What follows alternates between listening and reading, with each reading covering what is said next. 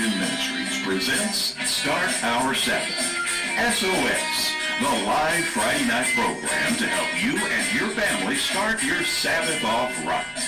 You've had a tough week, and now it's time to relax and spend time with God's people from all around the world. That's why Wes and Nancy White invite you into their studios to relax and enjoy life. As always, we'll have lively Bible topics, and we'll examine current events. Your input is welcome. We want you to talk to us in our chat room. We want to hear your comments and your questions. So get your dinner and your Bible ready for tonight's show. I'm Mr. Announcer, Gary Gibbons. We're broadcasting live from Big Sandy, Texas. And here are your hosts for Start Our Sabbath, Wes and Nancy White. Thank you, Mr. Announcer, and good evening and welcome to our 89th show of Start Our Sabbath. Happy Sabbath to everyone out there. We're so glad you're here with us tonight. Yeah, we want to thank everyone out there for being with us tonight. As always, you could be doing something else. You chose to be with us. So thank you. And please talk to us in the chat room. I've got all my chat stuff open, so one of my favorite parts of the show is hearing what you have to say. And we've had some comments on the music already. I asked them when I was sharing, I was like, what do you think of the music? So we asked. No, all positive so far. And so that's a favorite part of my show, hearing from you. And remember that we try to get your comments and questions on the air right away. And I got to confess to our viewers that I'm a little bit trepidatious tonight about the show. Trepidatious? Is that even a word? What is it, an adjective, I assume? Yes, trepidatious. You know, like apprehensive. Well, then why didn't you just say apprehensive? Okay. Would you like to know why I'm trepidatious tonight? Yes, I'd like to know why you're apprehensive tonight. Okay, because you're going to talk about cataclysmic climate change on tonight's show. Are you going to get us into trouble for talking about something that's political? Of course not. It's not what you think, everyone. And let me remind you that, and all of our viewers, that we don't take sides on political issues on the show, like climate change. Yeah, and Nancy's right. We don't say climate change is real. We don't say climate change is a hoax. So don't worry about it, Wes. We're going to look at climate change from a totally different perspective than most people do. Well, that's a relief. You know, the topic of climate change is really controversial. It's in the news all the time now. That's right. Just last week, experts from the United Nations said that climate change could start threatening the supply of fruits and vegetables. The world's supply of fruits and vegetables? Well, my response to that is, that's okay. Just let me know when it starts affecting Twinkies and Hot Pockets, okay? That's my concern. I think you need to be more serious about this. You know, some people say that global warming will be a disaster for future generations. I'm sorry, but it's hard for me to care about that. I mean, what have these future generations ever done for us?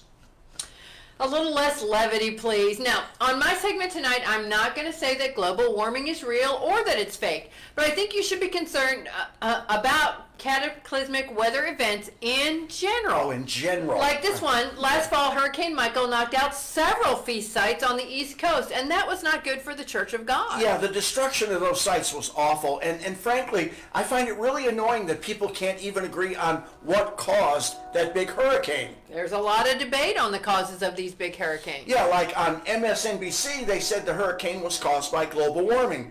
Meanwhile, on Fox News, they said the hurricane was caused by two men kissing in Central Park. That's enough. We're moving on. You're in one of your moods tonight, and I want to be serious. I am serious because this topic affects me too. Like a couple of weeks ago, the weather here in Big Sandy was all over the place. On one Wednesday morning, it was in the 20s, and then that same day it got up to 65 degrees in one day. Yeah, this was crazy. You're telling me I had to keep changing my outfit and my position on global warming. Okay, before we go into our topics for tonight, we really do like doing shout-outs to our technical people. That's right. Without these technical people, we'd never be able to put SOS on the air every Friday evening. So, in the chat room, would you please give a big thank you to Carl and Mimi? Yes, Carl is down in North Carolina. And Mimi is in Vancouver, BC. And get this, up in Vancouver last week, about 10,000 people marched in demonstration because they said that climate change is a serious problem. They held up signs and banners. It was quite an event. And they chanted things like, hey, hey, ho, ho, fossil fuels have got to go. What? They chanted what? Hey, hey, ho, ho, fossil fuels have got to go. All right, well then, you know that when somebody chants, a beginning of a chant goes, hey, hey, ho, ho, you know they really mean business, right? Okay, will you stop? Okay. With the mood you're in tonight, I hate to bring up Southern California, but we have to point out that in Southern California, we have the very capable Terry Loosenhide manning the controls for SOS. Terry is making sure that Bill's transmission gets to us every Friday evening. We appreciate it because Bill is a very valuable part of the show. Yes, and Terry is a very capable person, and we appreciate her expertise, don't we? So thank you, Terry. I hope our viewers will show their appreciation, Terry, also in the chat room. Yes, and speaking of Southern California. Oh, please don't go there. I think it was about 2 or 3 weeks ago that UNESCO had a big conference of scientists in the Los Angeles Convention Center. It was one of the largest groups of scientists ever gathered to share information on global weather patterns. Yes, I read about this convention. Where are you going with this subject? Well, these scientists released a report that said there were 2 major pieces of bad news regarding the environment in the future. Really? What's the first bad news? The first bad news was that they said rising sea levels will cause much of New Jersey to be soon underwater. Wow. What was the second piece of bad news? The second piece of bad news is that parts of New Jersey will not be underwater. Oh, you're terrible. I'm sure we just lost all of our viewers from New Jersey. Nah, they got a great sense of humor. They're from Jersey. Okay. Well, we've got a great show for you tonight. Bill is going to talk about the spiritual lessons of baseball. Nancy's going to talk about responding to cataclysmic climate change. I said it twice correctly. I didn't think I was going to make it through the show. And she's going to talk about cataclysmic climate change. And this scares me. I'll tell you, I'm as nervous as a potato chip on Super Bowl Sunday. Oh, please don't. You're right. I should have said I'm as nervous as a ceiling fan store owner with a comb over. Oh, and Wes is going to talk about whether or not America and the Papacy are going to persecute Christians in the end times. I think we're going to have a lot of fun tonight, so please stay with us. Don't touch that dial. Let's open with prayer. Let's do that. Our Father in heaven, we thank you so much for the viewers that are out there tonight. We ask that you give them a special blessing. We've worked on this show all week, and we hope that we've come up with material that will be helpful to them and edifying. So, Father, we ask for your guidance and direction on the presentation of the show tonight. We ask for your direction on the technical aspects of the show that we have so many problems with.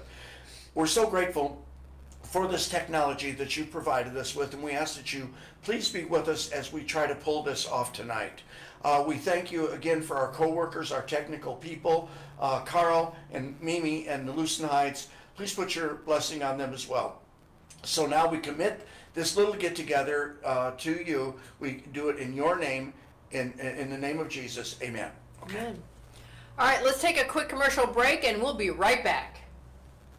When Jesus and his disciples plucked and ate grain on the Sabbath day, they raised the ire of the Pharisees, who accused them of breaking God's law. The questions of what actions break God's law and what actions don't break God's law is something that we have to deal with regularly. For example, we like to ask the question, when is something a violation of the seventh-day Sabbath? And when is something not a violation of the seventh-day Sabbath? So much of this goes back to defining the word work. And sometimes it's really hard to draw clear lines on these issues. At the Ronald L. Dart Evangelistic Association, we have a message that explains so much regarding this subject. In this sermon, Ron Dart talks about Jesus' approach to the Sabbath. Ron contrasts the differences between Jesus' logic and the logic of the Pharisees. Ron explains that any approach that differs from that of Jesus' approach is half-brain religion. So the title of this message is Half-Brain Religion. You can find it on the audio recordings tab on our website, rldea.com. This message is free. Again, the title is Half-Brain Religion at rldea.com. Before we get into our next segment, we have 2 announcements we'd like to make. Our first announcement is that SOS will not be broadcasting over the next 2 Friday nights. That's right. After tonight, you won't be able to see SOS until May 3rd. Nancy and I are going to be doing some traveling during that time. But you can watch the replay. So if there was one that you really liked, go back and find that number on YouTube or Facebook and you can watch it again. Yes. It'll be almost like being there. No new chats, though. Our second announcement, we hope, will be better. Yes, tomorrow at 2 o'clock Central Time, the Ronald L. Dart Evangelistic Association will be broadcasting a live sermon.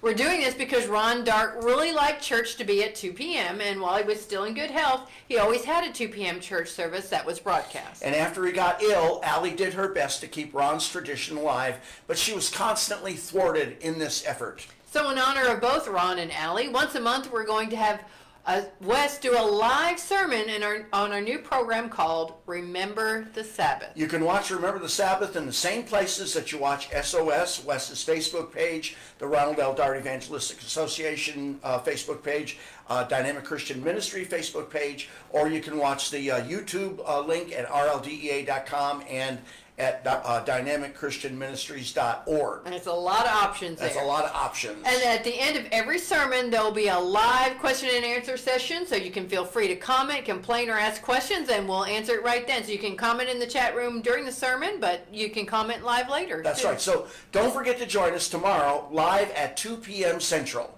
And again, this program will be called the Ronald L. Dart Evangelistic Association presents Remember the Sabbath. Or just remember the Sabbath. Yeah, just remember the Sabbath. That's okay. What does that mean?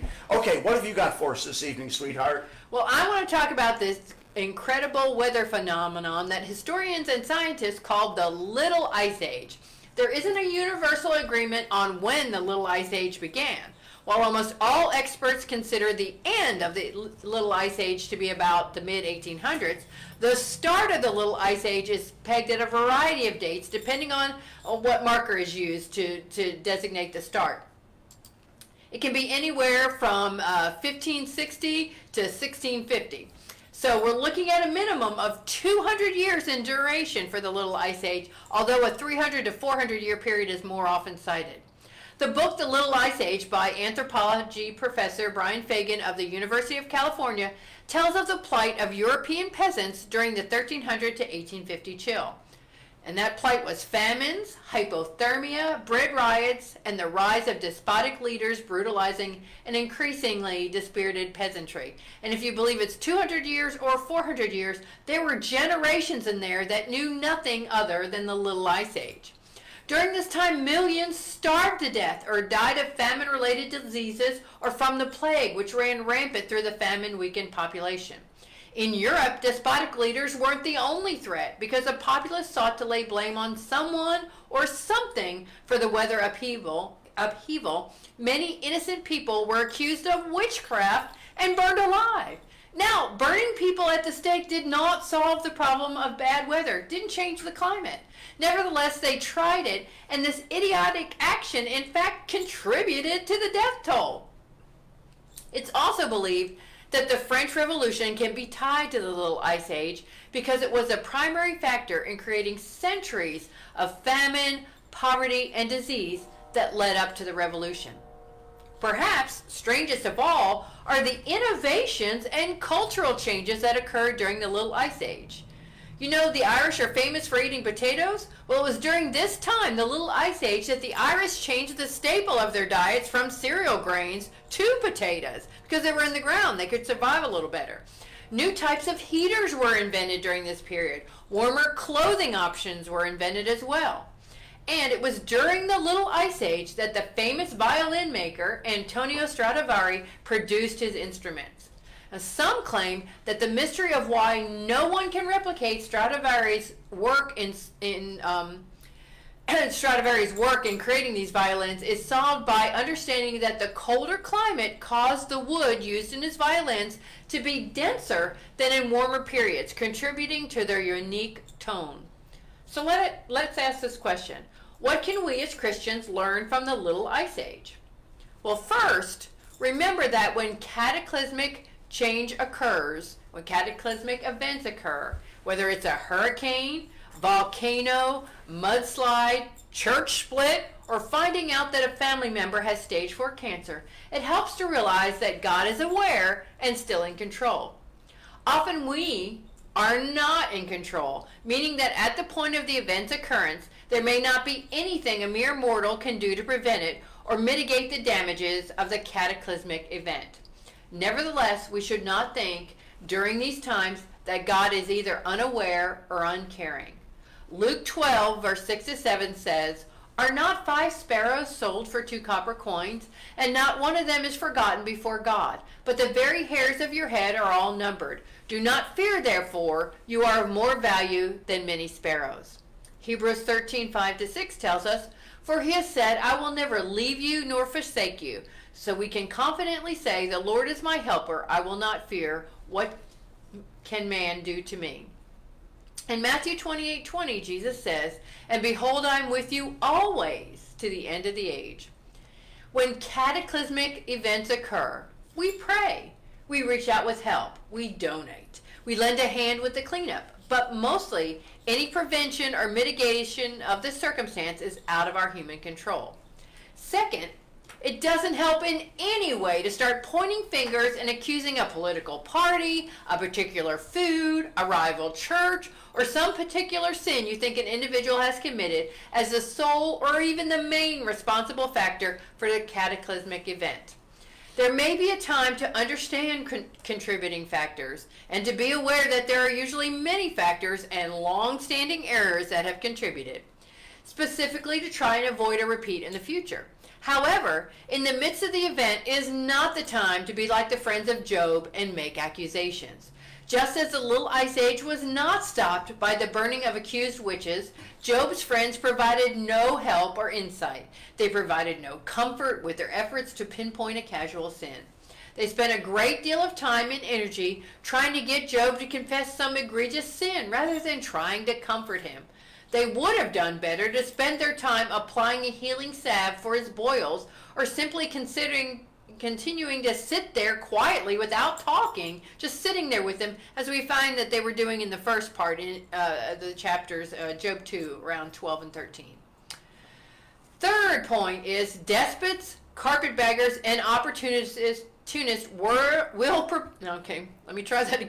Despots, carpetbaggers, and opportunists will appear, ready to exploit the situation. So be prepared. It may be, some particular nutritional supplement they insist you must take. It might be insisting that this only happened because you're in the wrong church fellowship. Perhaps they'll want to sell you a shipping container full of food and fuel and medical supplies, or at least insist that you need to do some doomsday prepping. But this is not the time for these things. Rather, it's the time to follow the advice we find in Matthew 10, verse 16. "Behold, I send you forth as sheep in the midst of wolves. Be you therefore wise as serpents and harmless as doves." This is the time to be wise. Finally, remember that good things can come out of the worst cataclysmic events. James 1, verse 2 to 4 tells us, "Count it all joy, my brothers, when you meet trials of various kinds, for you know that the testing of your faith produces steadfastness. And let steadfastness have its full effect, that you may be perfect and complete, lacking nothing." Hebrews 5:8 says, "Although he was a son, he learned obedience through what he suffered." Perhaps you will find that you have more friends than you thought, and that they are willing to do all they can to help you. Perhaps you will find it in yourself to be the truest of friends and when others are suffering, and help them out. Perhaps you'll find an opportunity to donate time or money or prayer or comfort or clothing or other goods to help those hardest hit by an event, and thereby blessing them and yourself as well. Perhaps you will invent a new way to prevent a repeat of the disaster, or to provide for basic human needs during disastrous times.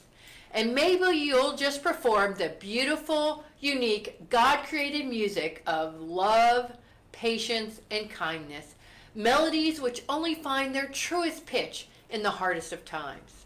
And this performance is the best response to cataclysmic climate change, whether it is temporal or a spiritual event, and that is praising God. It's His love, His providence, His faithfulness that will get us through any climate change, whether it's a change in the actual climate, a weather change, or a change in the climate of your life. I welcome your thoughts, comments, and questions. You can write me at the chat room right now or anytime at nancy@dynamicchristianministries.org.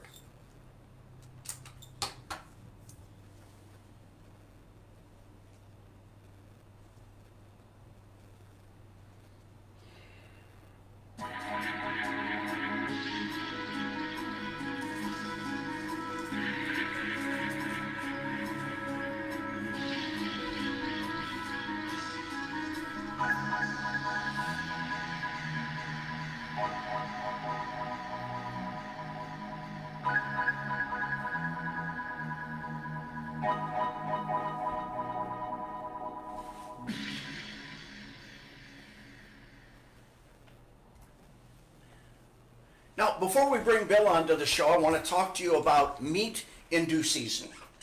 Bill and I have been talking a lot about preparing for the Lord's Supper, Passover, over the past 5 or 6 weeks. A lot of ministers start talking about this annual preparation like a few days or maybe a week before the observation. On SOS, we have worked hard to help you to get ready for taking of the symbols of the bread and the cup and doing the foot washing.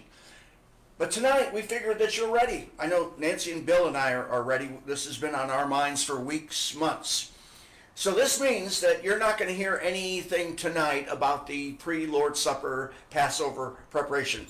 But if you feel that you need some helpful presentations on that, go back and listen to our last 5 or 6 SOS programs where we have covered this topic at length. That would be SOS 88, 87, 86, 85, 84. You can find these shows at rldea.com or at dynamicchristianministries.org. All right, one more thing and we'll get Bill on the show. Terry, please stand by to press your buttons. We're only seconds away.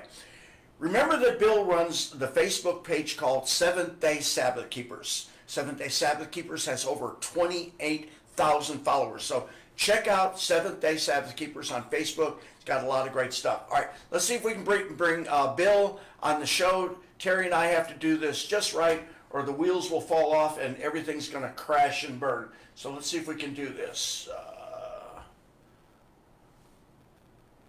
We froze the screen. Ah, there we go. Well, good evening to everyone. It's good to be here once again with you here on Start Our Sabbath. Good evening, Bill. And we're going to take some time off after tonight, right? Yeah, that's correct. We're going to be off for a couple weeks, and we're going to miss everyone. And we'll be back, Yeah, we'll be back May 3rd. May 3rd, yeah. Okay, May 3rd. So what have you got for us tonight, Bill? Well, hey, brethren, it's baseball season. And tonight we're going to learn some spiritual lessons from baseball that baseball teaches us. And baseball, in case you haven't noticed, it's God's sport. And it runs at the same time as God's holy day season, you know, from the spring to the fall, you know, from Passover to Feast of Tabernacles, right, with the World Series happening right around the Feast of Tabernacles, analogous to the great harvest. So I would propose that baseball is God's sport running during God's holy day season. Hey, I'm wearing my Lake Elsinore Storm California League Class A professional baseball uniform. This actually was game-worn jersey. And down in the minor leagues, what they do, when they cut you from the team, they actually take your uniform and they sell it down in a gift shop. So I bought this, to wear when I play. But anyway, it came with this, comes with this really cool hat. It's the hat that they wear, and with the big eyes there, kind of scary. This is actually the #1 selling hat in all of minor league baseball. So anyway, I've had a relationship with sports going back, way back to being a kid, and even my calling came originally from someone who I met down at the park where I used to practice basketball and baseball all year long. Now, I'm an old man, but you know, I still play basketball once a week, and I still have my three-point shot, still a very good shooter. And I even have a major league pitching machine that I take out to the park every week and set up and lay out a field, and I hit against it for a couple hours. So I had the privilege of playing in my younger days, top-level semi-pro baseball in my younger days. I was a catcher. And I've enjoyed baseball as a sort of discipline or as an art form. Now, some graduate up to tennis and to golf, you know, more social games. I never grew up. I stayed stuck. I made a promise when I was a young person to myself. I'm 62 years old now. I made a promise that I would never stop. And I've kept to that promise. I enjoy that. But I don't really root for teams or baseball clubs or the like. And I will applaud when I go to a game for an excellent executed play, even if it's the opposition team. The same way as I would applaud for a ballerina or a performer of any type who does their execution in a good way. I appreciate the job skill. Now, I'll oftentimes get dirty looks from fans that are at games, but that's okay. I appreciate talent and gifts wherever that I see them. Now, I love history, and I've also been a serious baseball historian for many, many decades. And if you forbear me a little bit more, I'm proud to have been I'm not trying to brag here, but you know, we all have our 15 minutes of fame, right? But I was a contributor to the contributing editor to the official history and statistics book of Major League Baseball, and that's called Total Baseball. I'm referenced on page 1748. And I dig the fact that my name is in the same book that's displayed at the Baseball Hall of Fame. And with the names of Sandy Koufax and Babe Ruth, there's also my name in the same book, right?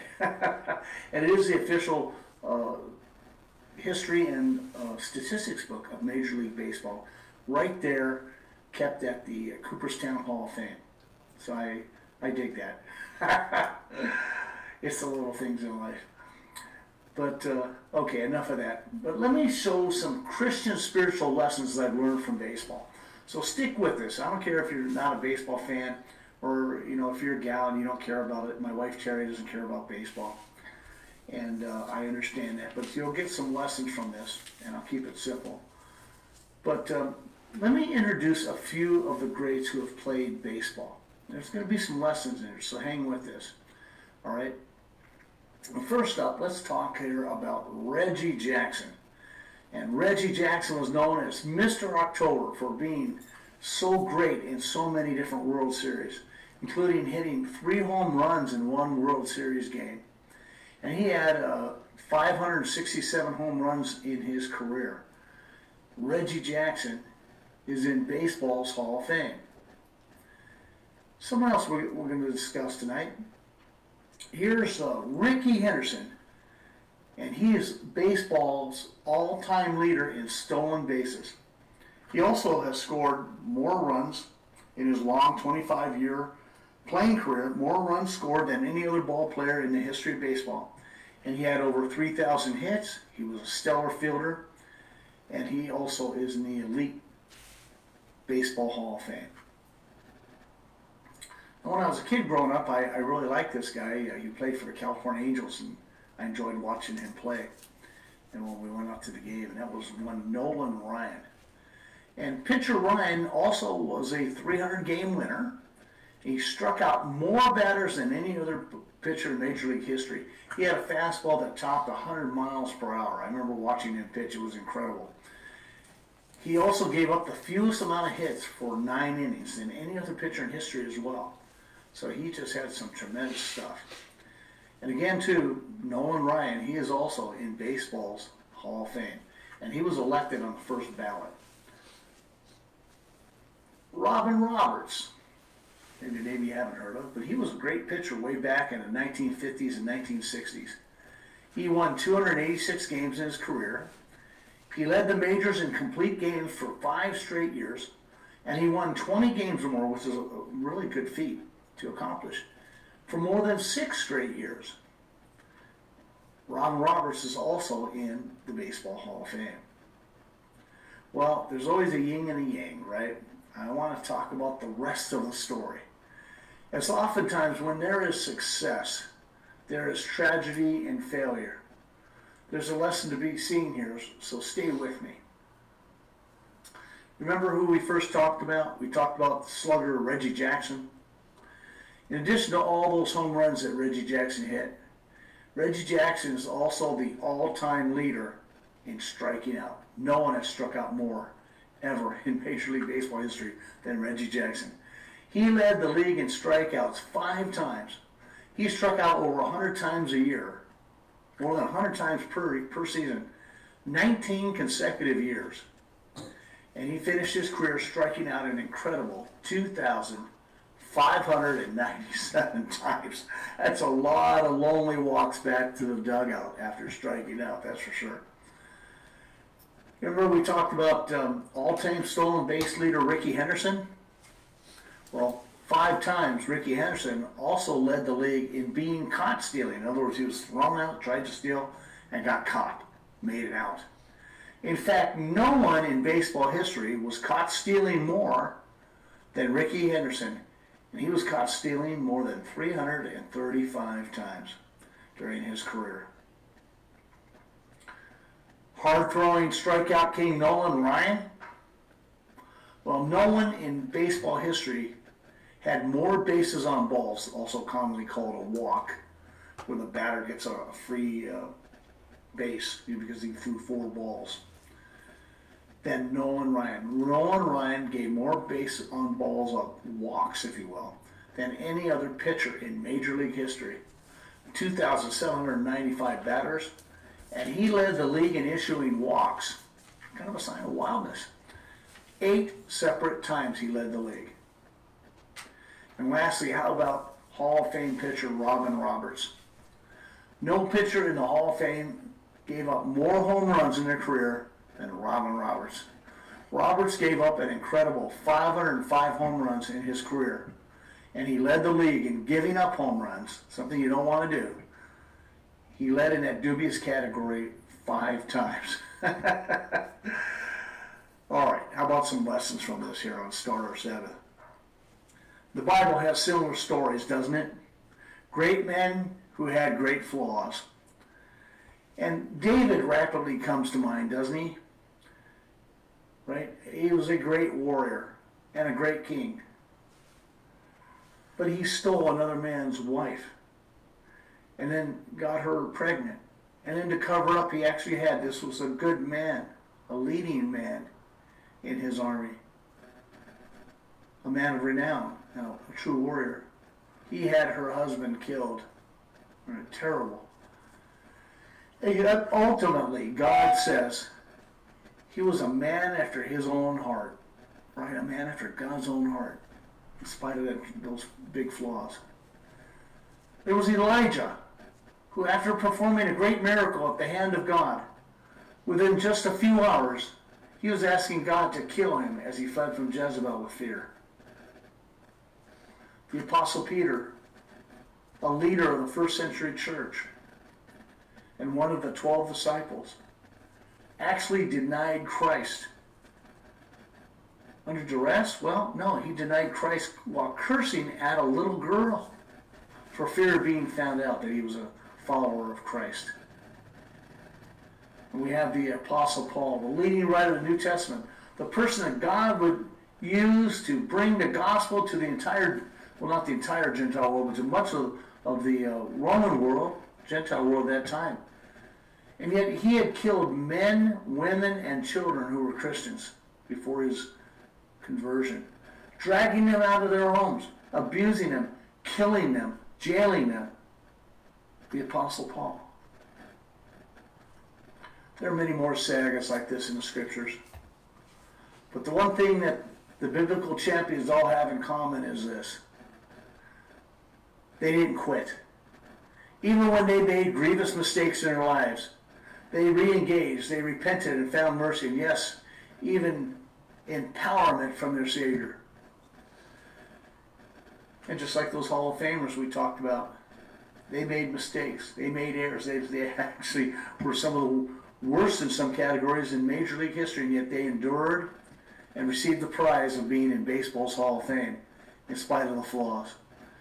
So as we rapidly approach the season of repentance and rededication, I want you to remember that no matter what you have done, no matter how grievously you have sinned, how much you've messed up, or in what manner, that you can be in God's Hall of Fame simply by setting your mind to repenting, claiming that forgiveness that God is so willing to give, and to move forward with the power of the Spirit.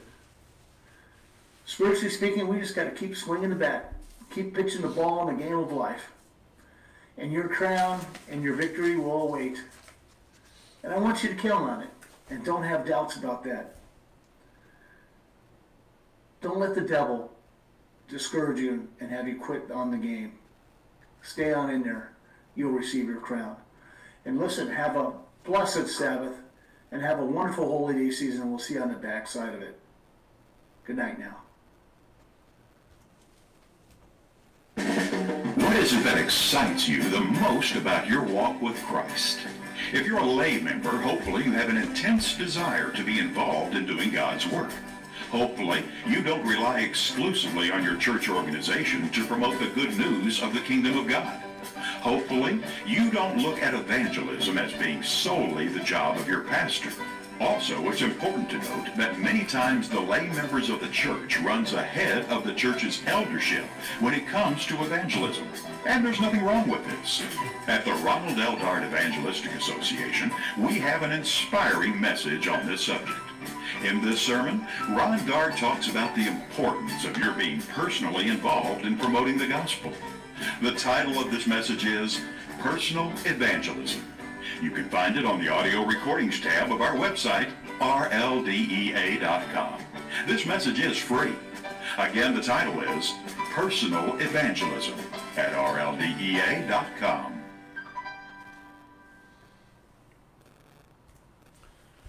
In our last program, we talked about the image of Daniel in Daniel chapter 2. And this is where the prophet Daniel receives a vision from God, and he sees that this image has 5 parts. Let's do a real quick recap. And this image in Daniel 2 seems to tie in with the 4 beasts of Daniel chapter 7. And our understanding of this Daniel 2 vision goes something like this. And most prophecy people agree that the head of gold mentioned in Daniel 2 represents the Babylonian Empire. Can you see that up there? Second, most prophecy people agree that the breast and arms of silver represent the Persian Empire. Let's get a little close up on that, okay? Third, most prophecy people agree that the belly and thighs of brass represent the Greek Empire. And fourth, most prophecy people agree that the legs of iron represent the Roman Empire. And last week we talked about how the disagreements of what's symbolized by this image in Daniel 2 almost always starts after these first 4 things that we just discussed. In other words, just about all the Bible preachers agree on the meaning of the first 4 parts of the vision. No problem. But then once they agree on these first 4 parts of the image, that's when the fight starts, because they then immediately disagree on the 5th part of the image. That's the bone of contention among theologians. On our last show, we talked about several scenarios regarding what people teach is the meaning of the 5th part of the image. And if you didn't watch last week's show, please feel free to go back and watch SOS 88. And we're going to post the link to SOS 88 in both of our chat rooms. I think they're out there right now. But please don't leave us now. Please stay with us. Go watch SOS 88 at another time. All right, right now, we're going to get back to this guy, Aubrey Duncan, who we were talking about last week, because he had some really, really interesting things to say about this 5th part of the beast. And I want to do a little bit more detail about what he says about the 5th part of the image, because, again, I think it's fascinating, and I think you're going to find it interesting. Again, I'm not necessarily promoting what this guy Duncan teaches, but I got to say, I have no reason to believe that I've heard anything better in any other scenario than what he presents. And yes, I know that so many of you out there already have your minds made up about the 5th part of the image. Some of you were taught that the interpretations you believe, you were taught it either by preachers who said that Jesus would return in 1975, or you were taught by people who were taught by the preachers who said Jesus would return in 1975. In other words, your understanding of end times prophecies, for some of you, were actually shaped by guys who were teaching false prophecies, who predicted or implied that Jesus would return in 1975. You got this information from these false prophecy guys either directly or indirectly. Now that's a fact for many of you. And when I say that, I'm not trying to hurt your feelings. I'm not trying to cause a problem. And if it's the case regarding your belief in Daniel 2, that you believe it from these guys who believed that 1975 was when Jesus was going to return. If you're one of these people, I got to ask you, what have you got to lose by hearing another point of view? I mean, the prophetic fruits of your teachers are not that good. For that reason alone, you just might want to listen to other opinions regarding Daniel 2. And then when we finish talking about this other opinion, Aubrey Duncan, we've got some lessons that I think will be helpful. So let's get back to Aubrey Duncan and his understanding of what the 5th part of the image was. As we pointed out on last week's show, Duncan believes that this 5th part of the image shows that the United States is going to be in league with the Roman Catholic Church in the end times. and that this unholy alliance between the United States and the Pope is going to persecute the true Christians in the world, and he defines true Christians as those who keep the seventh-day Sabbath. Again, let me stress that this is Duncan talking, not me and Nancy. Here's what Duncan says about Daniel 2, Revelation 13, Revelation 17.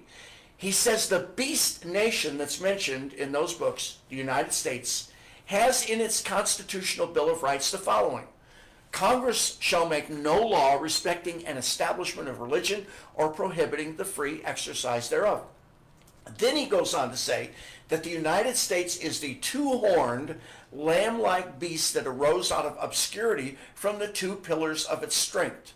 And the two pillars, he says, are religious liberty and republicanism. And by republicanism, he doesn't mean Republican Party necessarily. He's talking about republicanism as a democratic concept. But then he says that America, this is Duncan speaking, he says that America got off track, losing sight of its original mission. Duncan says that according to the books of Daniel and the book of Revelation, the United States will eventually move from a position of religious freedom and political openness to one of religious intolerance and ruthless political and civil oppression. I mean, that's a wild thing, isn't it?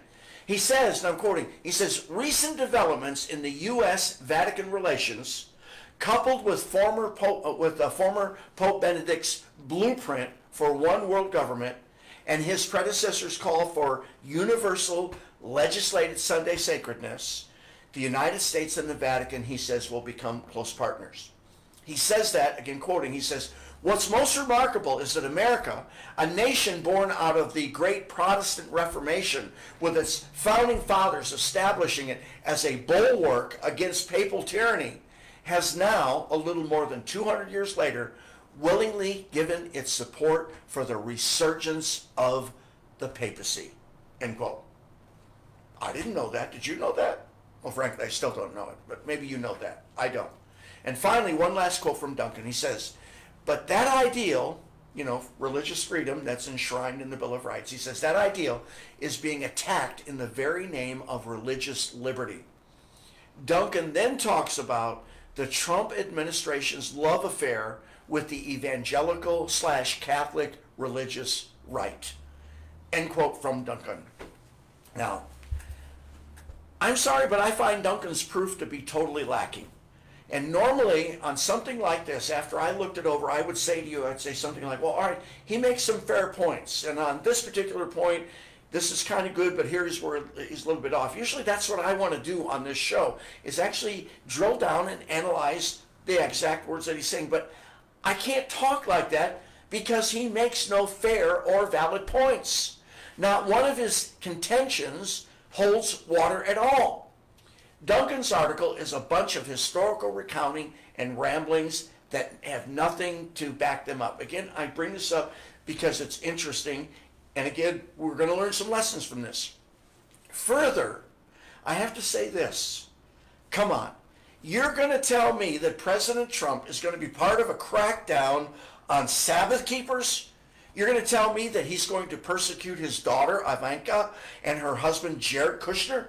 Because Ivanka and Jared are both observant Jews who are very strict about keeping the Sabbath. You can look that up on the internet. And then I say, then you're telling me that Trump is going to persecute all of his Jewish friends in New York? And that he's going to persecute Sabbath keepers, an act that would be highly offensive to one of his favorite nations, which is Israel.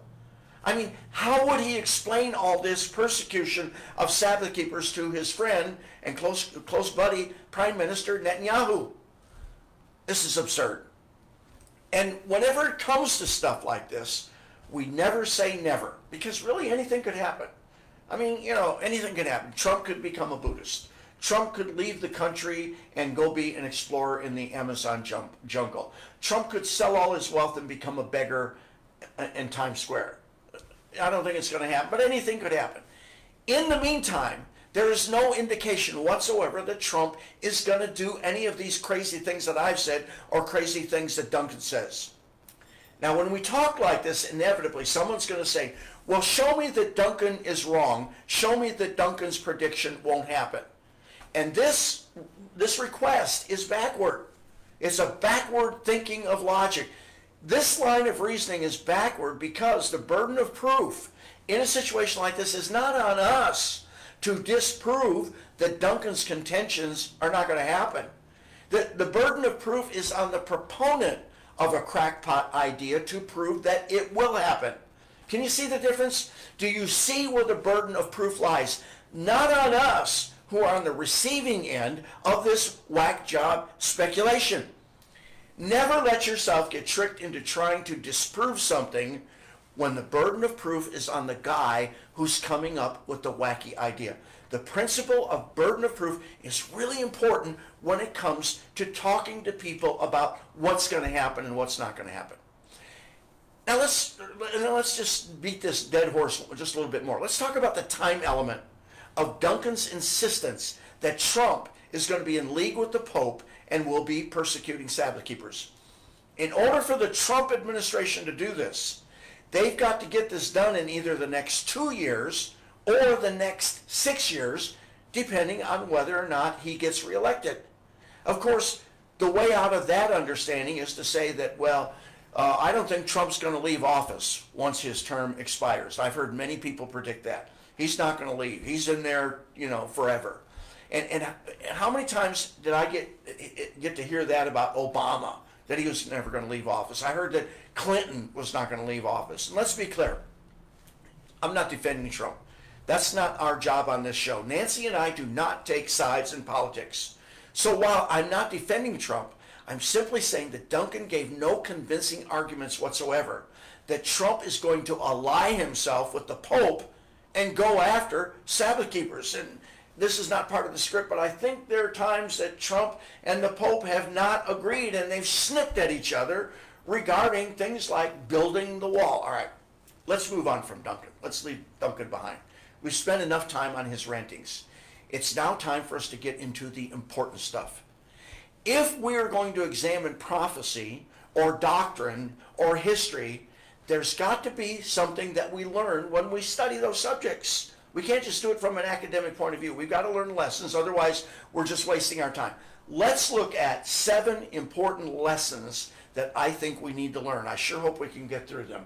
7 important lessons that we can learn when it comes to studying about the end time prophecy. First lesson.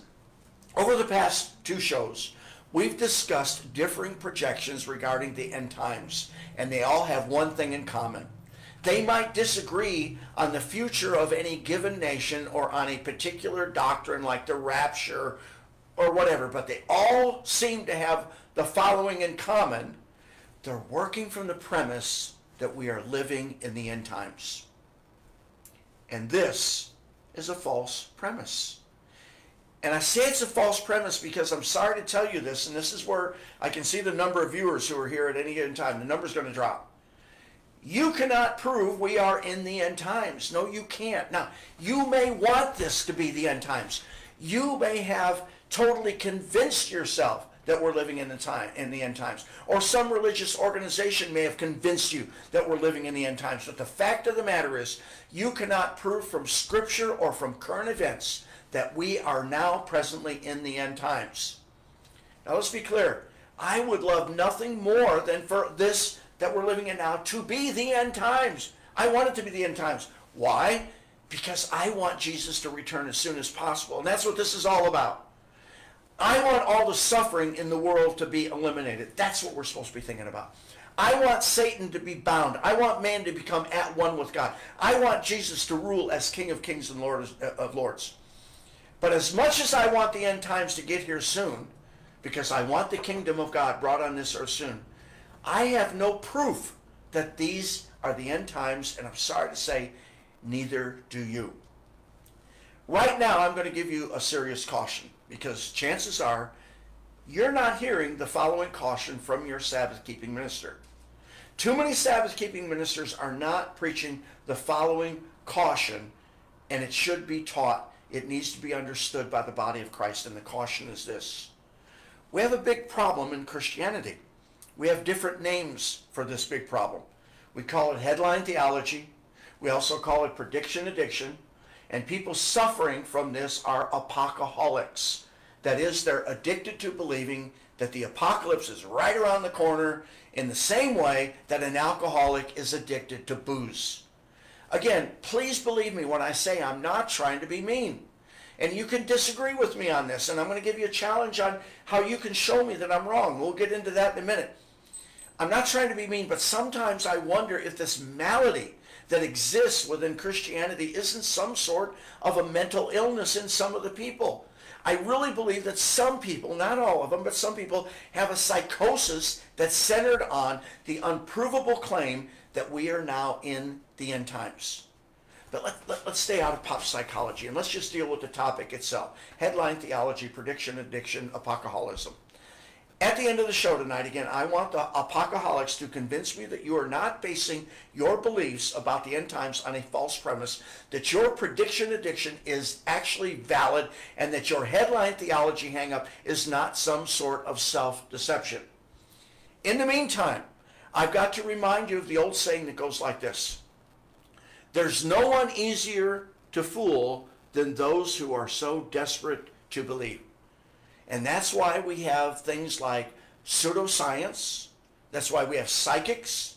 That's why we have miraculous diets. That's why we have fortune tellers. And that's why we have that headline theology. Okay. Now, let's go to our second lesson. That was our first lesson. Let's go to our second one.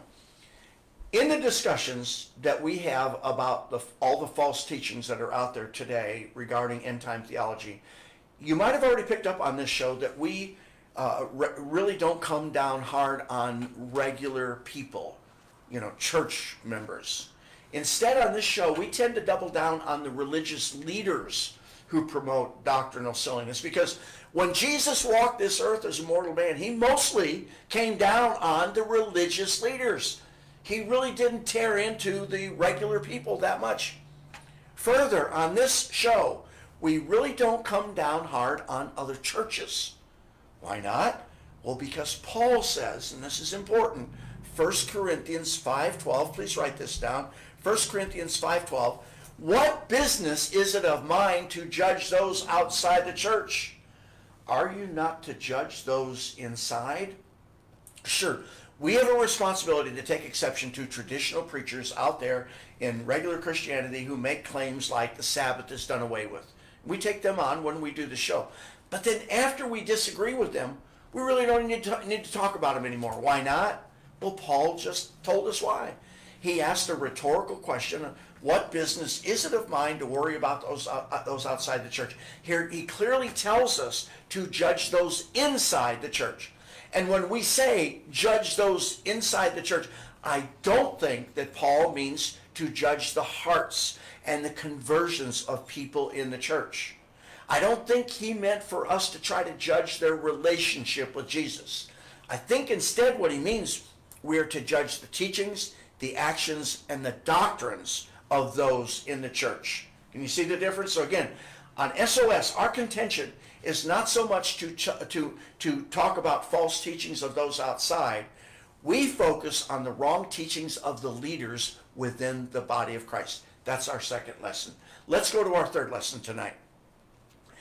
In many countries, including the United States today, there is a profound mistrust of institutions. People don't trust the government. They don't trust political parties. They don't trust churches. They don't trust business. They don't trust the media. There is polarization from so many directions. One of the big reasons for this multi-directional polarization is because people are stuck in echo chambers. Literally speaking, you know what an echo chamber is, literally. Figuratively speaking, an echo chamber is where you only listen to people that you agree with, because you refuse to listen to any opinion that's different than yours. In this list of distrusted institutions that I just gave you, we included churches. People simply don't trust churches like they used to. And there are many reasons for distrust of churches. And one of the reasons why there's so much mistrust in churches in the Sabbath-keeping movement is because of false prophecies. Failed false prophecies are a major, major problem in the Sabbath-keeping community. We've had so many Sabbath-keeping preachers set dates or imply dates, and then when those dates came and passed, many of the brethren became disillusioned, because 1975 wasn't the only one. Some gave up on religion totally after these dates came and went with nothing happened. Some have held on to the Bible, but they've rejected the false teachers. So while we acknowledge that many have left Sabbath-keeping churches because of false prophecies, we've also got to acknowledge that many initially came in to the Sabbath-keeping churches because of false prophecies.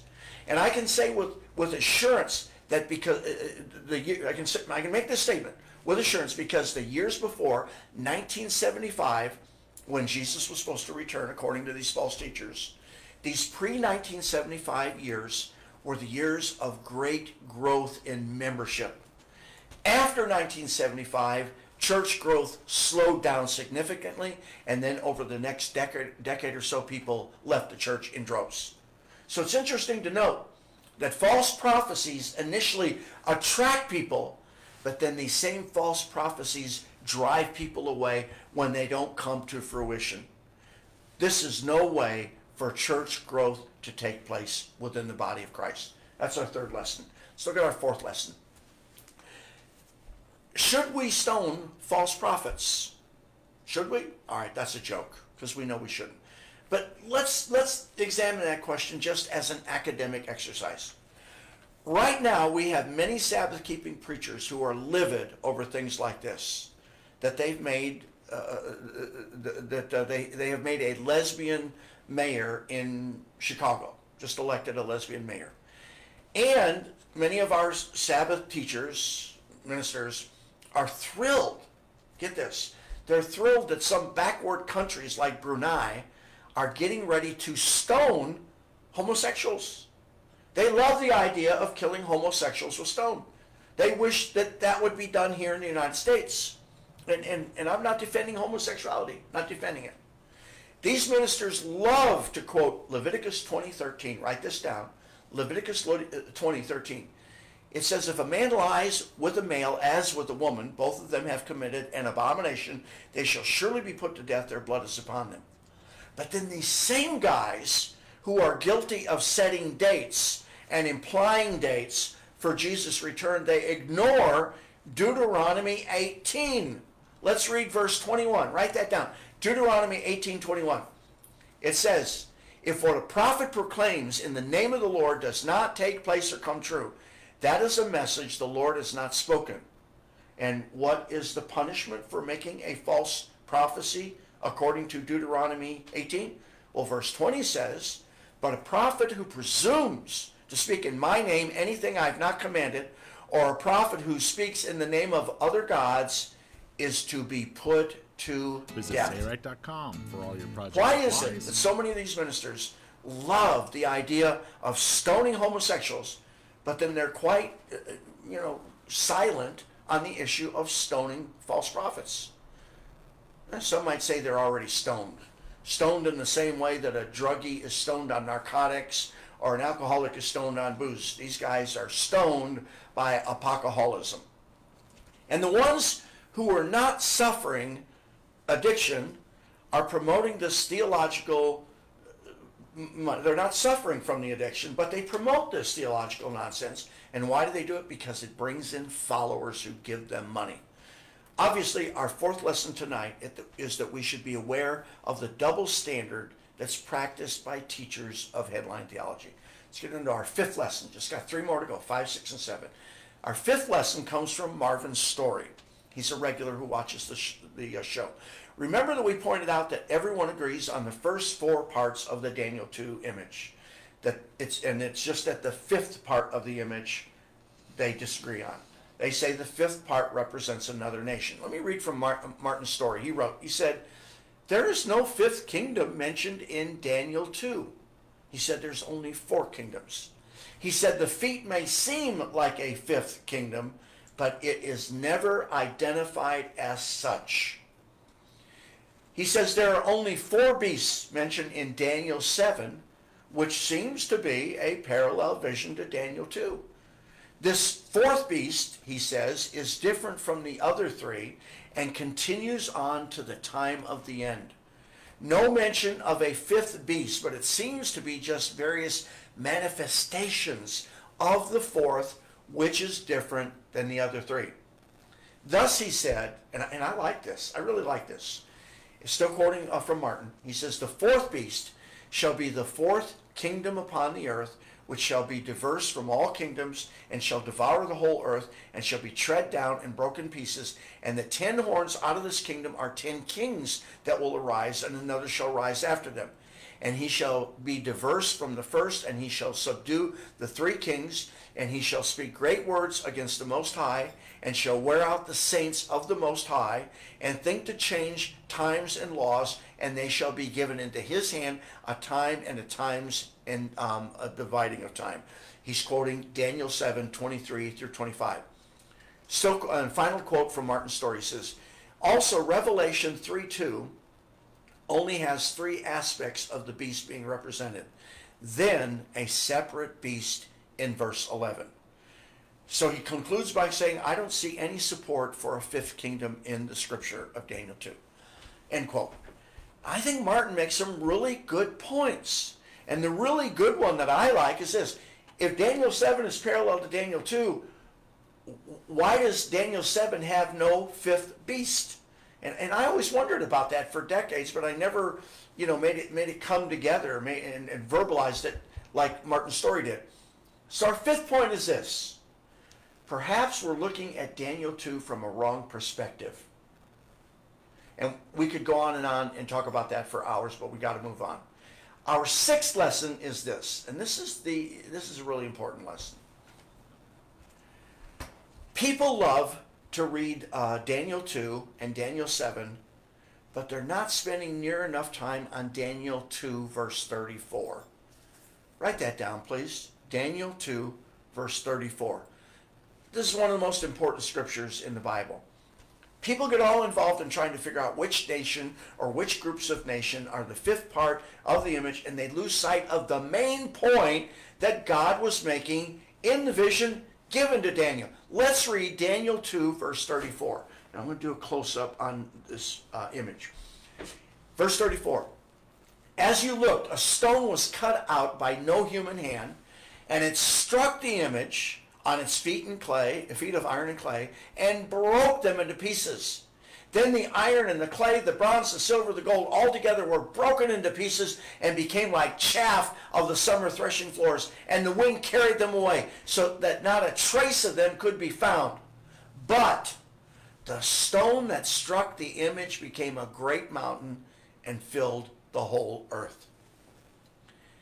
This scripture brings us full circle with Genesis 3:16, okay, where God tells Adam and Eve and the serpent, he's talking to all 3 of them, God tells all 3 of them that there will be someone in the future who's going to set things right, the things that got all messed up by man's relationship with Satan in the Garden of Eden. He had a relationship with God, he put God aside, he developed a relationship with Satan instead. And Genesis 3:15 talks about the one who is going to set things right. We call Genesis 3:15 the proto-evangelium. The proto-evangelium. Prot means the very first. Evangelium is the story of Jesus. It's the first mention of Jesus and his kingdom, the kingdom of God, the good news in the Bible. Genesis 3:15, the proto-evangelium. Daniel 2:34 is the fulfillment of the proto-evangelium that we find in Genesis 3:15. Now, I have listened to headline theology preachers talk about Daniel 2 and not even mention verses 34, 35, and 36. The stone in this vision, which is Jesus the Christ, this stone is going to destroy the image. That is, when Jesus returns, he's going to destroy all the empires, all the nations on earth. All of them, no exceptions, even your favorite country that you are so patriotic to. And I'm telling you that while Daniel 2, verses 1 through 33 are certainly interesting and fascinating and necessary because God put them in the Bible for a reason, contrary to what many preachers would have you believe, Verse 34 is the most important part of the prophecy. Spend more time on verse 34 and quit obsessing about verses 1 through 33, because as we've said so many times on this show, prophecy is not for our calendar, it's for our comfort. Prophecy is not for our calendar, it's for our comfort. The purpose of prophecy is not so that you or your preacher can predict things that may or may not happen in your lifetime. If you're living a Christian life, it doesn't matter what happens in your lifetime. When we're told to watch, it doesn't mean to watch world events, it means to watch yourself. Talk about your relationship with Christ. It means that you are to get yourself ready for the day that you're going to have to stand before your eternal judge. Bible preachers will tell you to watch world events, and then they get you all ensnared in headline theology so that they can manipulate you into sending them money, so that you'll become their followers, so that you'll join their church. That's what headline theology and prediction addiction are all about. These guys know that when they start preaching headline theology and all the scariness that goes along with it, they're going to see a spike in their viewership. Study prophecy. Yes, study prophecy. Not from the point of view of knowing what's going to happen when, because it'll drive you crazy. Study prophecy so you can be comforted in the knowledge that in the end, God is going to make everything right. And finally, if you really believe you can prove that we're living in the end times, I beg you to please send me a one-page proof of why you know we are in the end times. Please don't send me page after page after page of meanderings, because I'm not going to read it. If we're really in the end times, you should be able to demonstrate this very succinctly in a one-page explanation, maybe two at the most. I mean, if you wanted to show how the seventh-day Sabbath is still in effect, you could do it in one page. I know I could. Sure, I'd like to go on and on with many pages, but I could do it with one page, and so could you. Same with the subject of the Ten Commandments. Same with the subject of Jesus being our Messiah. You can take on these topics in a page, maybe two at the most. You can also do this with proving that we are now living in the end times. And I would love to see your proof, quote-unquote proof, that we're living in the end times. Please, convince me that I'm wrong when I say we really don't know for sure whether or not we're in the end times. Remember, I don't say that we're not in the end times. Never said that. I'm saying we don't know. Show me that you really have Bible knowledge and are not afflicted with some sort of self-deception. I want to read your proof on the show. And if you want me to leave your name off of what you send me, I will honor your request. We don't do this to embarrass you. I really want to hear this. I want to know what you're thinking. And if you are insistent that we're in the end times, then clearly define the term end times.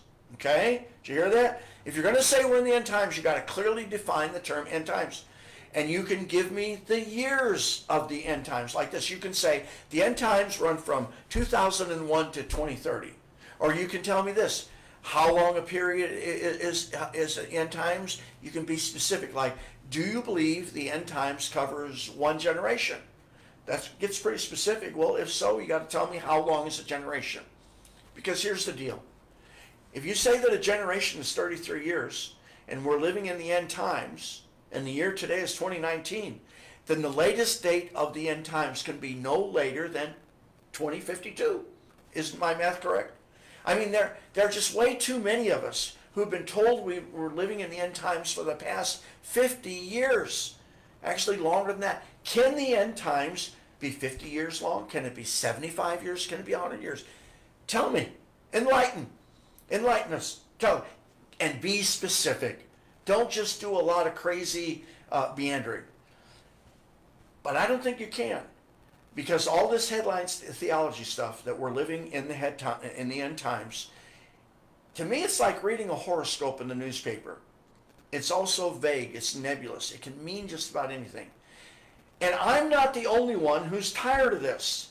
Headline theology is a cancer on the body of Christ and has been ever since I got baptized in 1971. And it was even a cancer on the body of Christ before then for centuries. Headline theology, end time predictions. I'm telling you, it's a losing game.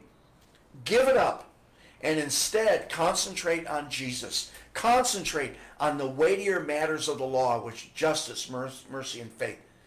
So send me some emails, or have your headline theology pastor send me an email. Answer these questions. Show me from the Bible we're living in the end times. Then give me a specific definition of end times and include numbers. Again, you should be able to accomplish this in a page or two. And I'm being as serious as a heart attack when I say I would love to hear from you. I really do. So please write to me about these two questions, or have your pastor write me. My email address is wdwhite49@yahoo.com. wdwhite49@yahoo.com. Show me from the Bible that we're in the end times, and then give me a specific definition of the end times.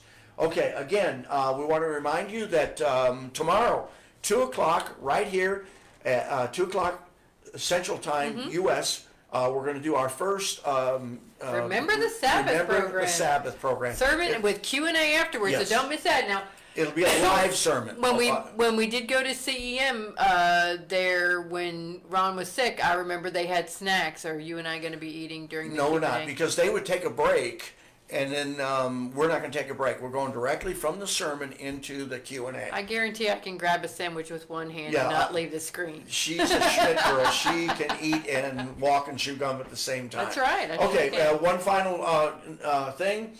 I want to remind you that this show is free. We never ask you for any money. When people send us money, we send it right back. We do not take donations. We don't want any money from the public. This is a self-funded ministry. Both RLDEA.com, Ronald Dart Evangelistic Association, self-funded.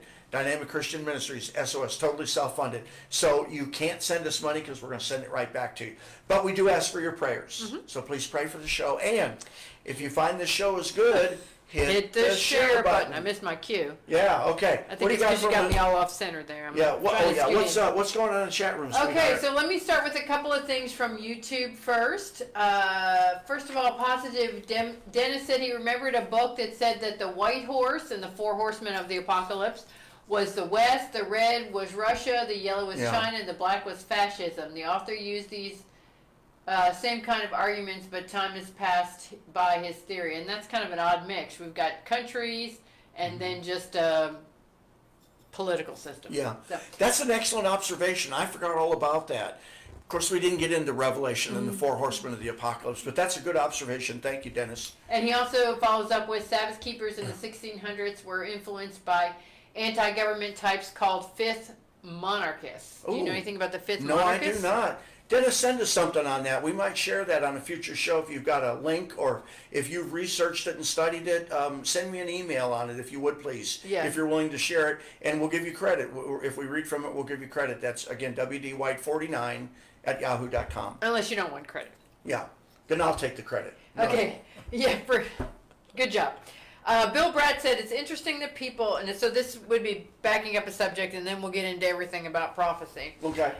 Bill Bratt said it's interesting that people want to call the Passover the Lord's Supper. I believe the term Lord's Supper was used only by the Apostle Paul, and he only used it once. The word Passover is used many, many times in Scriptures. Jesus told his disciples to go and prepare the Passover for him.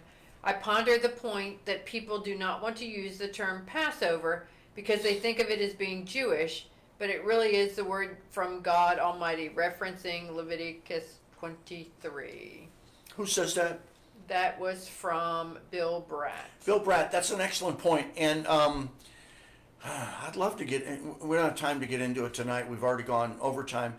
And then in 2 or 3 weeks, if we discuss it, it won't be meat in due season. But we need to get into this sometime. Because they're the thing about Passover is the Lord's Supper, is it a Seder? We need to talk about this. So Bill, Bill Bratt, would you mind staying on me and let's talk about this, because we need to have a discussion about this, because he's absolutely correct that Paul only uses the term Lord's Supper once, and he's the only one that uses it. So let's talk about going into this. This is a great topic. And don't some people say New Testament Passover instead of Lord's Supper or Passover in general? But Bill Bratt, let's communicate about that. Let's explore the best way to approach this in a timely way. Okay, and then similar, topic, but not about prophecy or end times. Bill says, Bill Brad, Bill again. Brad, Do you pray to Jesus? Obviously, Jesus said to pray to our Father. With Passover, we see how much Jesus means to us and his role in our salvation. In the Worldwide Church of God, they said we should pray to the Father, and I think they discourage prayers to Jesus. I would agree with that. I don't think they even indicated it would be a valid thing. Why should we totally ignore Jesus? There are several scriptures where it says they worship Jesus, his disciples, and people he healed, said, referring to who worship Jesus. I would like to hear your comments, and then he gives a URL. So I don't know if that's where you can put the comment or if that's about worshiping Jesus. So do you have any comments about worshiping Jesus or praying to Jesus versus praying to the Father and worshiping the Father? Well, first of all, Jesus is God. And I know that infuriates a lot of people when I say Jesus is God. And I think I mentioned this on a previous show, so forgive me for being redundant. Because that's the heart of the question that's being asked. Is Jesus God or not? And we have a lot of people say, no, he's not. That he didn't exist until 4 BC when he was born in Bethlehem. I don't believe that. That was his first incarnation, the first advent. Jesus lived from eternity with the Father. And when Peter was being a real dummy regarding the foot washing, and he says to Jesus, oh, well, wash me all over. Peter says, no, Peter, I just need to wash your feet. I don't need to wash your whole body. He corrected Peter. So then after the resurrection, Thomas comes up and finally believes and understands that Jesus has been resurrected. And how does he address Jesus? He says, you know it, Nancy. My Lord and my God. My Lord and my God. Does Jesus at that time correct him in the same way he corrected Peter? No. No. Jesus accepts it because, why? He is our Lord. He is our God. And if he's God, there's no way that you can say we can't pray to him. There's just no way. And in this old organization, they didn't like us singing any songs about Jesus. They hated when people would sing a song They would about, say it sarcastically. oh, I'm being sarcastic. They would say, oh, I can't stand when someone sings a song, oh, how I love Jesus. They couldn't stand it, so they kept us in all the Psalms, 99% of the time in our hymns. Very Old Testament approach. Well, I'm sorry, we're a church of grace. As Sabbath keepers, we believe in the blood of Jesus. We believe he sits at the right hand of the Father. He intercedes for us. What's wrong with praying to Jesus, for heaven's sakes? I don't get it when people say don't pray to Jesus. Well, it's not like praying to a Catholic saint, No. pray to Mary or anything like that. He is God. Right, exactly. So those are my thoughts. What else you got in the chat room? Okay, so let's try and get to your subject, or to your subject about end times. Let's start with Richard Maxwell says something cataclysmic is going to happen and things will move extremely fast. There will be a calling to get back to God and force us to worship their way, talking about Sunday laws. People bring up, persecuting Christians. People brought up blue laws, which we've had before in Texas. We couldn't buy certain things on Sunday, which got lax. And Willow Love Al says all generations thought they were living in the end time, and I know you've had previous shows where you talked about that, where in the 1600s or wherever they pointed. Everybody thinks to they're living in the things. end time, and everybody says, "Oh, those young people today." Yeah. Richard Maxwell says the kingdom is at hand. There are several people who say, I think. Diane Webb was one of them that certainly she's living in her end time. Right. Doesn't think she's got another generation left. Right. And I would argue Exactly. the same for me. I Same seriously with doubt me. that I've got another generation Yeah. left. That would make me 93. What and my was it? family doesn't live that long. Yeah, what was the introductory comment about living in cataclysmic times when things are going to move quickly? What did you say? Okay. Something about Something cataclysmic is going to happen and things are going to move quickly. and things are going Is to move what quickly. Richard And again, Maxwell said. things are going to move quickly.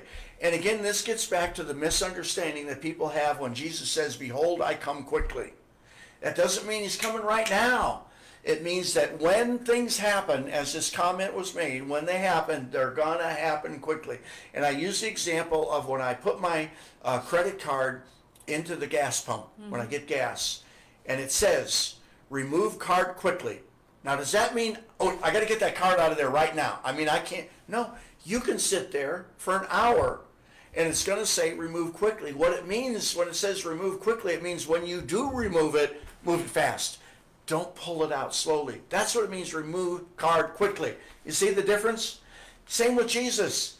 People are saying, oh, Jesus said, I'm going to come right away. And everybody thought, yeah, okay, that'll be in my lifetime since I'm one of the apostles. And they were all wrong and Jesus was wrong. No, when Jesus said, I come quickly, it means, like it just said, when cataclysmic events start, it's going to go fast. It's going to really move quickly. That's what it means. It doesn't mean it's going to happen in the lifetime of Jesus. All right, let's move ahead. Bill Lucenhide says we are indeed, there are indeed, quote, signs of the times, unquote, but also many important things that are still a far way off. We need to focus on the current commission to preach the gospel and teach those disciples in all nations. Yep, absolutely. Okay, what else you got? Willow Love Al says we need to be ready and faithful. Yep. Melissa, and again, if you disagree with me on any of this, that's fine. And if you disagree and then I comment, I'm not going to try to make fun of you or emasculate you if you're a guy. We can talk about this, with passion, but we can do it kindly with love. So if you disagree with me, that's fine. I'm not going to get offended, and I'm not going to tear into you for disagreeing. I think we've always done it that way on this show. This show's been on since 2017, January is when we started. Been over 2 years. We never get ugly with people. We never call people names. We never impute people's motives and say, well, he's only saying that on the chat room because... We try to be kind in our disagreements, so feel free to disagree. Please don't, hurt my feelings by, telling me I'm ugly, but otherwise disagree, okay?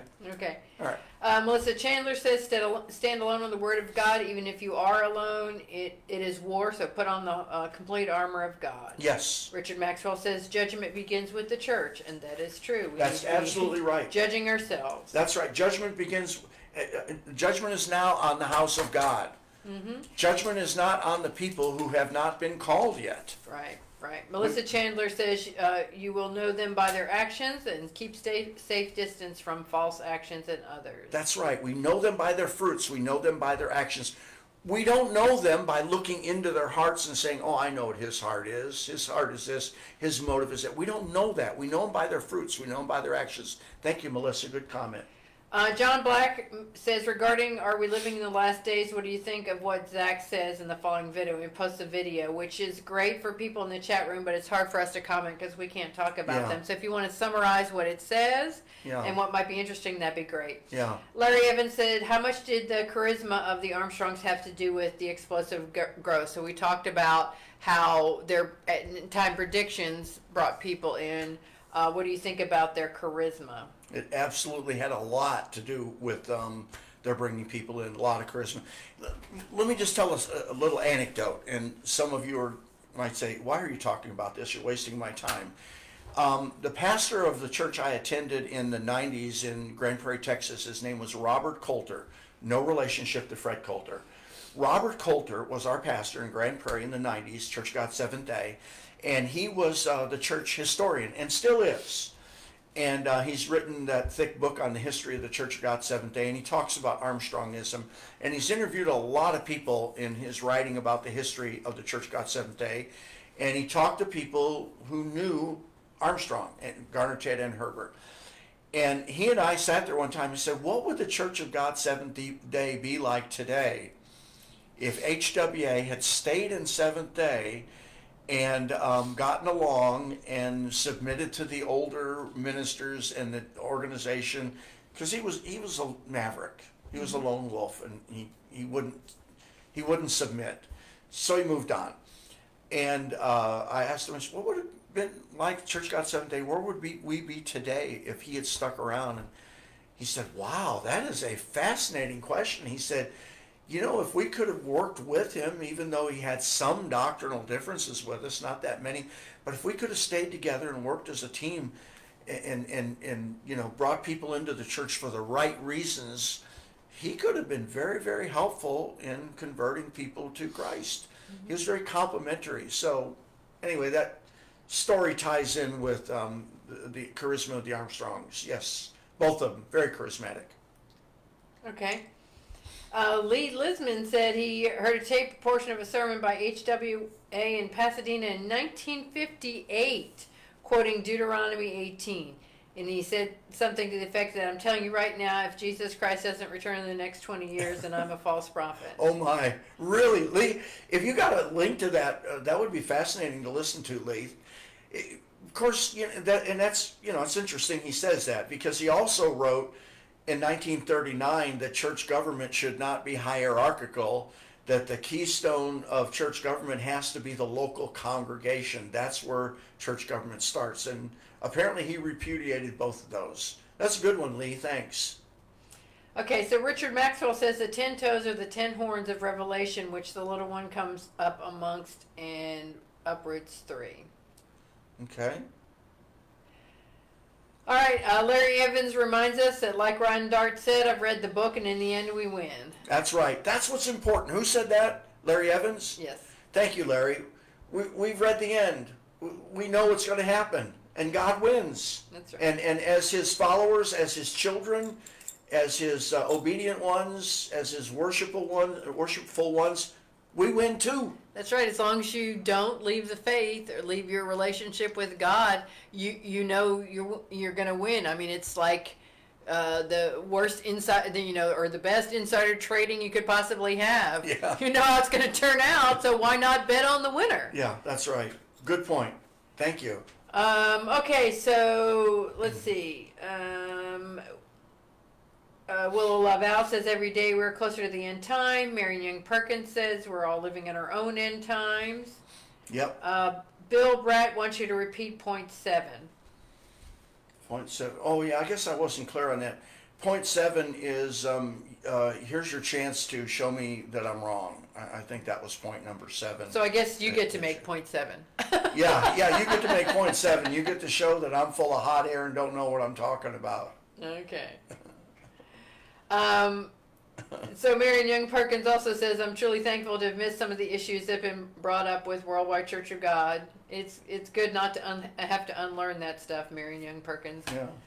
Okay, so Melissa Chandler says, our 5-year-old granddaughter Emma says hello and happy Sabbath, everyone. Please pray for her because she has to visit her dad who forces her to stay with him and she does not want to. Oh, she's 5. I'm sorry. Because they pressure her in the world's ways. And she's made it clear that she only wants to keep God's holy days and the Sabbath, out of the mouth of babes. That's sweet. She asks for God's protection to be around her always because out of fear of contempt of court, she goes to protect her mommy. Her mommy has made it clear to Emma's dad that she is not to attend or keep the holidays because she only keeps God's holy days, so please pray for her and that they are able to also protect her in the glory of God. End times are here when courts will not take religious info on holy days, yet only accept the world's holidays. So please pray for her and that we are able to protect her and glorify God. It's like they are living in Egypt again. So please do pray for little Emma in her struggles. How sweet that at 5 years old she wants to keep the holy days and holidays. It's a difficult thing. And we don't know why they're divorced, so we can't comment on that situation. But we can certainly pray for Emma and for the parents. Who wrote that? That was Melissa Chandler. Melissa Chandler. Melissa, would you please keep us posted on that, because we all need to pray about this.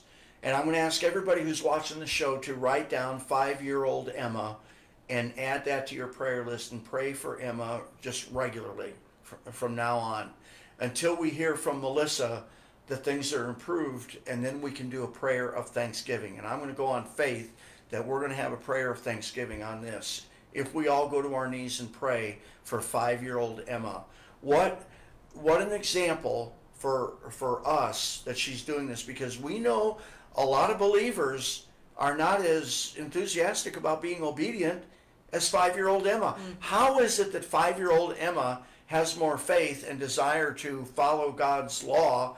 How come she's got it more so than a lot of our people do in the churches of God? So please pray for 5-year-old Emma. Melissa, you keep us posted every Friday night. We want to know what's going on with Emma. Thank you so much for bringing that to our attention and for giving us the opportunity to pray for 5-year-old Emma. And so I will mention another prayer request. Deb Wilson, who was on YouTube earlier, asked for prayers for her new job and also her blog. So Wonderful. asking for help and for inspiration. Okay, add Deb Wilson to your prayer list, please, for her job and for her blog. Thank you, Deb. Okay, Larry Evans said in 1939 a good news article popped up in 1974, and the Worldwide Church of God tried to suppress it. Okay. That's the government article I referred to. Okay. Yeah, because he wrote it in 39, and then in 74, when there was a big church split with the Associated Churches of God, those people started bringing that letter out and saying, well, wait a minute, why do we have this big headquarters in Pasadena? Yeah. And when he wrote this in 39, and they did not want that letter out. Okay. So, yeah, okay. John Too much Black information, I'm said sorry. it wasn't for if it wasn't for GTA, I don't know if I would be in the church, but God could have used someone else, and that's absolutely true. That's absolutely true. Who said that? John Black. John Black. That's an excellent point, because people say to me, if it weren't for this person or that person on the radio, you wouldn't be in the church today. And I say, baloney. God is not limited to using only this person or that person. And if he didn't have them to use, he could raise up stones and preach the gospel and bring me into the church. The only reason I'm in the church, the only reason you're in the church is because of God. It's not because of any single man or any single organization, because God could have used anybody to bring you into the church. And when we make statements like that, we're limiting God. We're saying God is so limited in his power, he could only do it through this person or that person. And that's the biggest pile of balderdash that I've heard in a long time. But I have heard so many people say that. Yeah, well, don't step in any boulderdash. So Yeah. let's wrap this up. It's after 9:30, and you've got a sermon to do tomorrow. That's right. And sorry for keeping you so long, but we figured we're not going to be here for 2 more weeks. We'll be back on May 3rd, right? I think that's correct. I think that's it. Okay. So we won't be here next Friday night, the following Friday night, but we will be back here on May 3rd. That's 3 weeks from tonight. Okay? Yeah. Shall we close with prayer? Let's do. Okay. Our Father in heaven, we thank you for your obedient ones around the world who are getting ready to go into the Lord's Supper Passover season.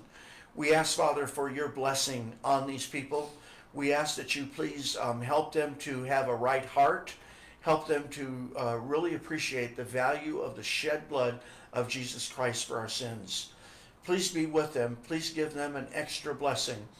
And tomorrow we ask for your blessing on those who are obedient, who will be driving and traveling to Sabbath services. Please give them your safety.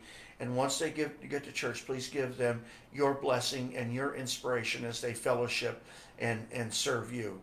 So, Father, we are so grateful for the many things that you give to us. We give you praise and thanks. We ask all these things in the name of our Savior. Amen. Amen. Okay, so we'll see you in 3 weeks.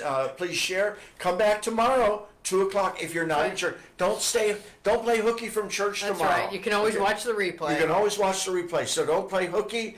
But if you don't have a church to go to, or if you go to church and you get home by 2 o'clock our time, please join us for Remember the Sabbath. I'll be giving a live sermon, and we'll have Q&A afterwards. As if they're not tired enough of hearing us talk, they're going to have to listen to us in Q&A. Okay, anyway. So in the meantime, have a good Sabbath. And see you tomorrow. See you tomorrow. Okay. Slide.